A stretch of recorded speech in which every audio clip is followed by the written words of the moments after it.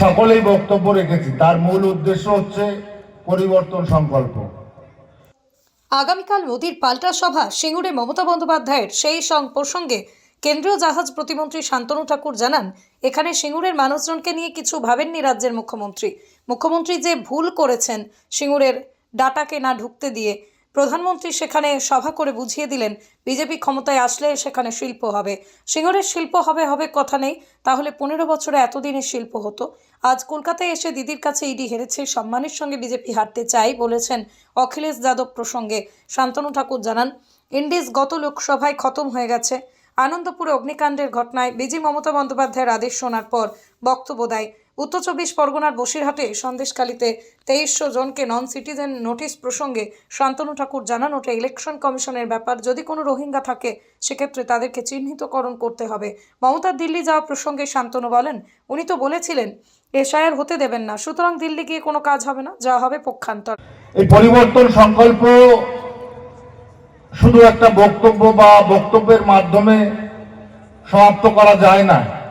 পরিবর্তন সংকল্প করতে গেলে সকলে মিলে একটা সংকল্পে আবদ্ধ হতে হয় এবং তার মাধ্যমে পরিবর্তন নিয়ে আসতে হয়। এবার বাংলায় কেন পরিবর্তন দরকার? বাংলায় পরিবর্তন দরকার, যার মূল কারণ হচ্ছে দীর্ঘ 15 বছর ধরে বাংলায় যে অরাজকতা চলছে, বাংলার আকাশ বাতাসে অরাজকতার যে বাতাবরণ বইছে, সেটাকে সাধারণ মানুষ আর নিতে পারছে না। সাধারণ মানুষ তার কর্মসংস্থানে, তার বাসস্থানে, তার নিজ অবস্থানে সুস্থ নেই। এই সরকার কোনো না কোনোভাবে তাদেরকে শোষণ করছে। এই শোষণ এবং অপশাসন থেকে মুক্তি পাওয়ার জন্যই আমরা ভারতীয় জনতা পার্টির বিকল্প সরকার গড়তে চাই এবং সেই সরকারের মাধ্যমে আমরা বাংলায় নতুন ফুল বৃষ্টি করতে চাই, যেটা কিনা ভারতবর্ষ স্বাধীনতার পরে হয়েছিল। আমরা দেখেছি কংগ্রেস দীর্ঘ সময় ধরে তাদের অপশাসনে বাংলাকে ছেড়ে দিয়েছিল। পরবর্তীতে 34 বছর বামফ্রন্ট বাংলার এই মসনদে বসে বাংলাকে একের পর এক ধীরে ধীরে স্লো পয়জনিং করে ডিরেল করে দিয়েছে, লাইনচ্যুত করে দিয়েছে। আর এই গত 15 বছর ধরে পশ্চিমবাংলাতে টিএমসি সরকার বামফ্রন্টের একই নীতি, আরো দ্রুত নীতি এবং আরো দীর্ঘ নীতিতে তারা মনোনিবেশ করে বাংলার মানুষকে বঞ্চিত করছে। আজকে বঞ্চনা, নিষ্পেষিত মানুষ একত্রিত হয়ে চাইছে বাংলার পরিবর্তন। তাই পরিবর্তন সংকল্প যাত্রা সারা পশ্চিমবঙ্গ জুড়ে ভারতীয় জনতা পার্টির নেতৃত্বে বিকল্প হিসেবে উঠে আসছে। আজকে আমরা তখনই ধন্য হব, আমরা তখনই সার্বিক দিক থেকে বিকাশ লাভ করব যখন বাংলায় পরিবর্তন আসবে। আপনারা দেখুন, কতগুলো উদাহরণ দেই আমি। বাংলায় ভোটের আগে পিছে একটা জায়গা তৈরি করে সেখানে কিছু প্রকল্পের নাম করে মানুষকে টাকা বিতরণ করা হয়, লক্ষ্মীর ভান্ডার। সাধারণ মায়েদের দীর্ঘ মেয়াদী চিন্তা ভাবনা হয় না যে শুধু 500 টাকা নিয়ে আমি আমার সন্তানকে বাস্তবে বঞ্চিত করছি না তো একটা ভোট দেওয়ার মাধ্যমে। কারণ আমি 500 টাকা নিচ্ছি,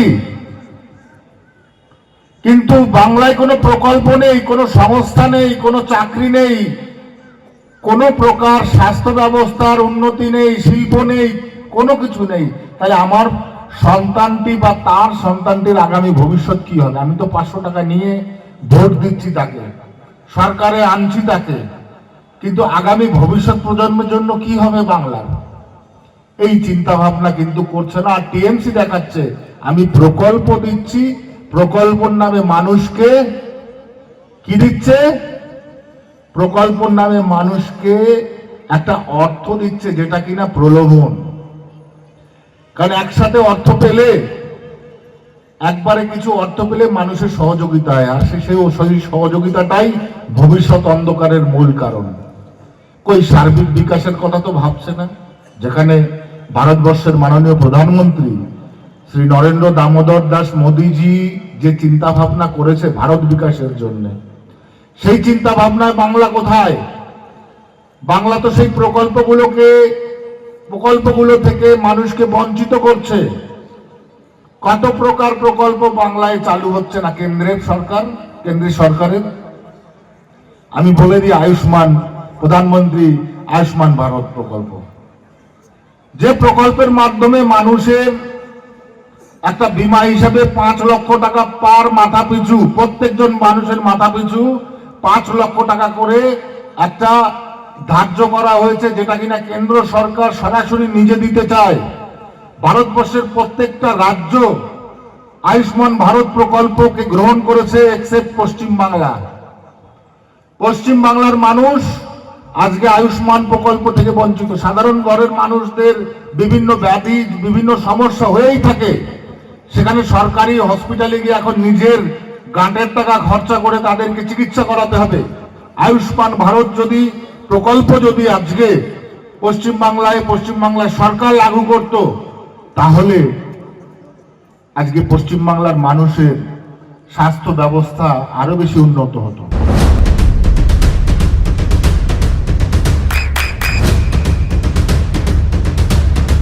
বৃষ্টিতে স্বস্তি। বৃষ্টি অ্যাকোয়া বিশুদ্ধ পানীয় জল। চিঠি করলেন, লুঙ্গি বাহিনী দিয়ে পুরো রাজ্যে তাণ্ডব তৈরি করলেন, সরকারি সম্পত্তি ধ্বংস করলেন।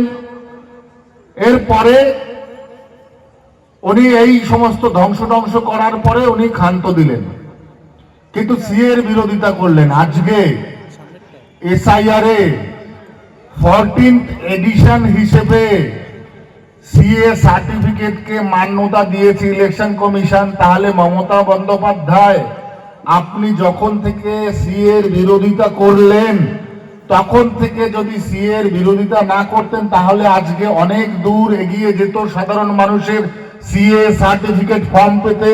আজকে তাদের এসআইআর সেই সার্টিফিকেটের মাধ্যমে আজকে তাদের নাম নথিভুক্ত করার সুবিধা তারা পেত, আপনি সেটা থেকে বঞ্চিত করলেন।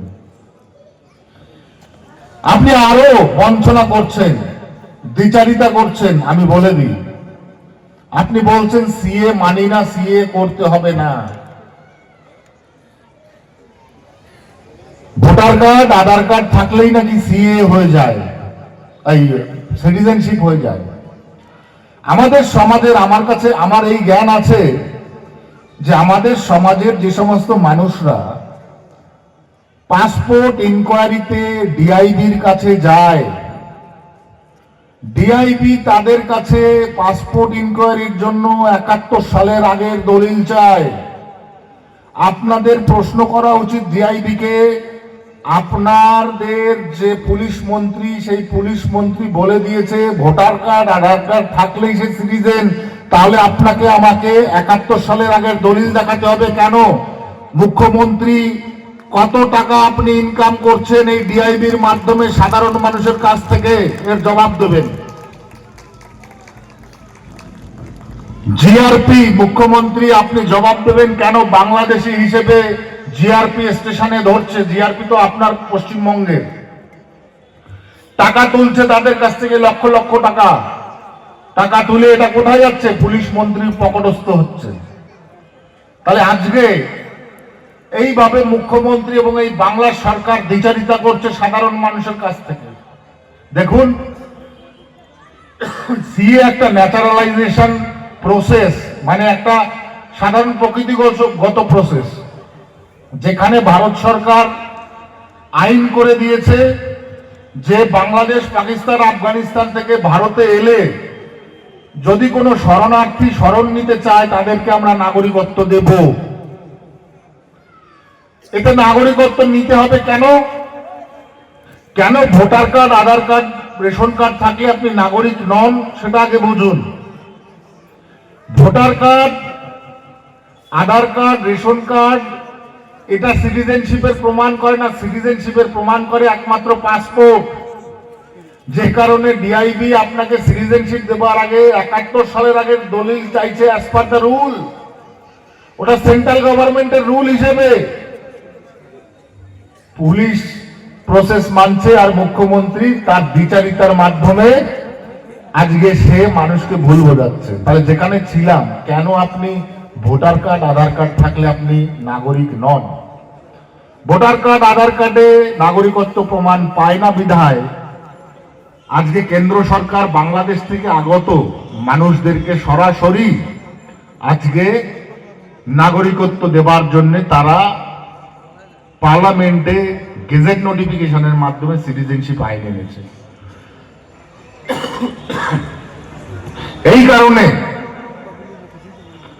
যে কারণ হচ্ছে আপনি বাংলাদেশের নাগরিক ছিলেন, হঠাৎ করে আপনি ভারতে চলে এলেন ওই দেশে প্রতারণার জন্য, ওই দেশে পলিটিক্যাল যে অত্যাচার, সেই অত্যাচারের জন্য, ধর্মীয় অত্যাচারের জন্য আপনাকে ভারতবর্ষের নাগরিকত্ব দেবে কে?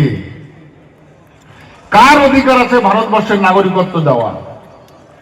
কেন্দ্র সরকারের না রাজ্য সরকারের? বলুন তো। কেন্দ্র সরকারের তো।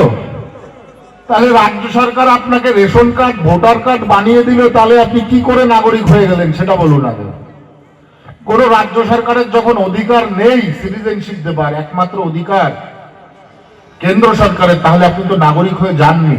আর সেই নাগরিকত্ব কেন্দ্রীয় সরকারের স্বরাষ্ট্র মন্ত্রণালয়ে মাননীয় স্বরাষ্ট্রমন্ত্রী আমাদের অমিত শাহজি এই আইন এনেছেন যাতে এরা ভারতবর্ষে ভবিষ্যতে কোনোভাবে আবার পদদলিত বা অত্যাচারিত না হয় তার জন্যে। তাহলে সেই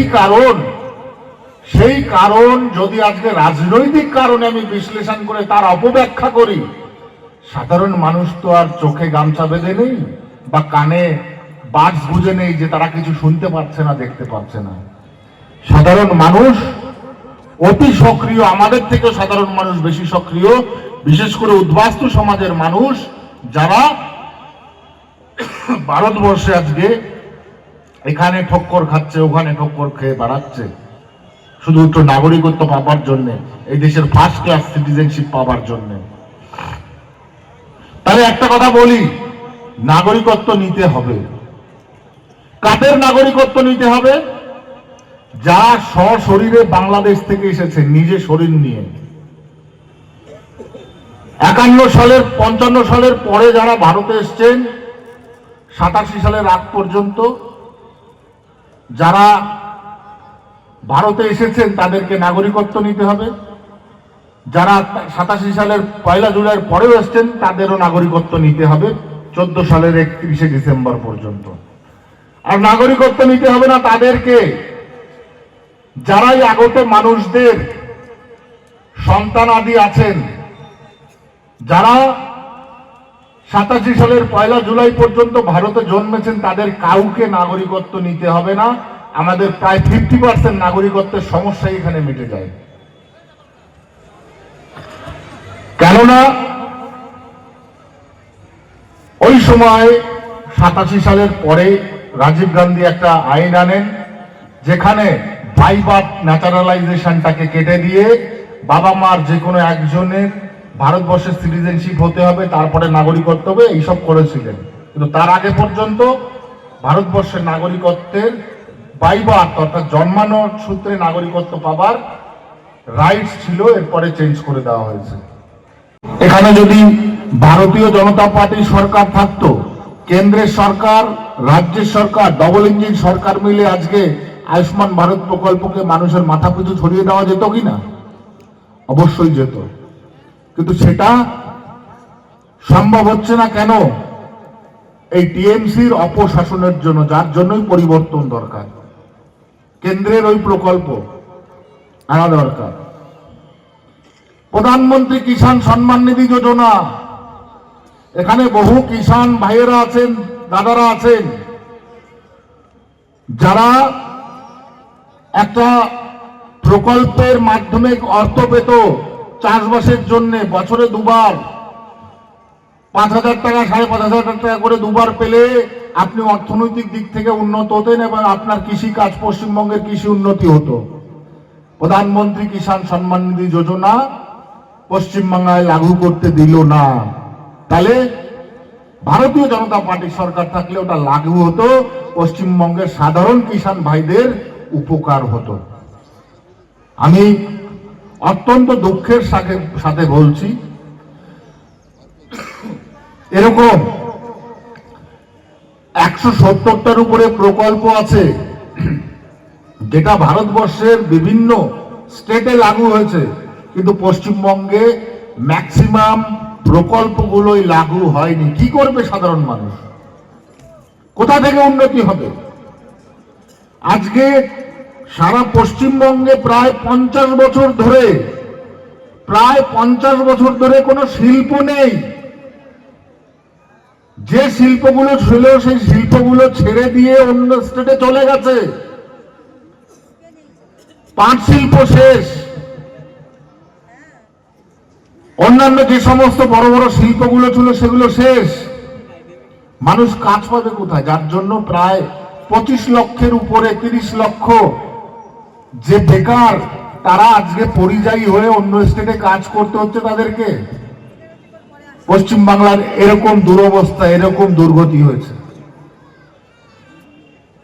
বর্তমানে এই রাজ্যের মুখ্যমন্ত্রী মমতা বন্দ্যোপাধ্যায় যেভাবে সাধারণ মানুষকে ধোঁকা দিচ্ছে, সেই ধোঁকার কথা যদি আমি বলি তাহলে আপনারা ভাববেন যে না, সত্যি বাস্তব এভাবেই ধোঁকা দেওয়া হচ্ছে। দেখুন, উনি নিজে পুলিশ মন্ত্রী। আমি সিএ প্রসঙ্গে আসি।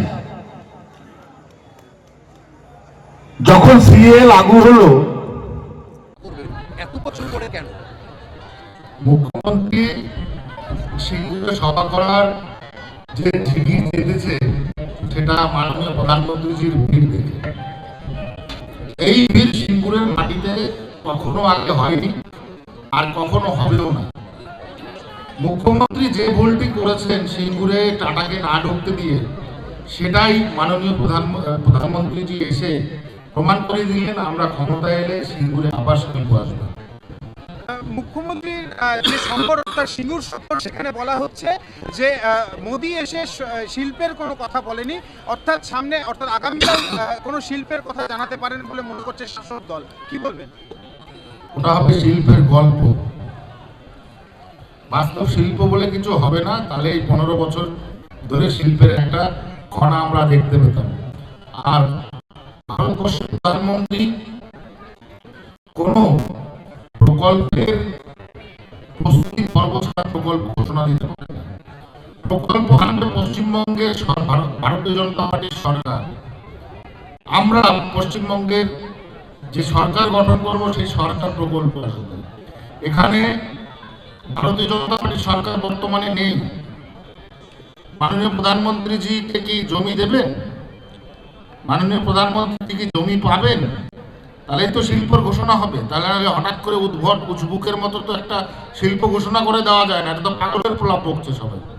অখিলেশ যাদব আজকে মুখ্যমন্ত্রীর সঙ্গে দেখা করতে এসেছেন, সেখানে তিনি জানাচ্ছেন ইডির কাছে ইডি হেরেছে, সম্মানের সঙ্গে হাঁটতে চায় বিজেপি। বলবেন? ইন্ডি জোট খতম হয়ে গেছে গত লোকসভা, অর্থাৎ অখিলেশ আসুক আর নিখিলেশ আসুক, কোনো কাজ হবে না। অখিলেশের অবস্থা উত্তরপ্রদেশে করে দিয়েছে ভারতীয় জনতা পার্টি, পশ্চিমবঙ্গ আগামীতে তৃণমূলের অবস্থা ঢিলে করে দেবে ভারতীয় জনতা পার্টি। আনন্দপুর অগ্নিকাণ্ডে আগে ব্যবস্থা নেওয়া উচিত ছিল বলছেন ডিজি, এতদিন পর এই ঘটনা ঘটে যাওয়ার পর কি বলবেন? ডিজি ঘুমিয়ে থাকেন, মমতা ব্যানার্জির আদেশ পর্যন্ত তাই এরকম টাইপের বক্তব্য দেন। যেটা জানা যাচ্ছে যে উত্তর 24 পরগনার বসিরহাটের মহকুমার সন্দেশখালী 1 নম্বর ব্লকের বড়ারমারি 2 নম্বর গ্রাম পঞ্চায়েতের শেখপাড়াতে মোট 5টি বুথে 2300 জনকে নন সিটিজেন্স নোটিশ সেটা দেওয়া হয়েছে। ইতিমধ্যে চাঞ্চল্য দেখা গেছে। কি বলবেন? সবার ব্যাপারে ইলেকশন কমিশনের ব্যাপার, এবং উপর থেকে এলে বা রোহিঙ্গা কাউকে পেলে ইলেকশন কমিশন তাদের বাদ দেবে। তো আমাদের বিজেপির কিছু নয়, ভারতীয় জনতা পার্টির কিছু নয়। দিল্লি যাচ্ছেন মমতা বন্দ্যোপাধ্যায়, একাধিকবার নির্বাচন কমিশনকে চিঠি লেখার পর অবশেষে ইসিআইয়ের সঙ্গে কথা বলবেন তিনি। কি বলবেন?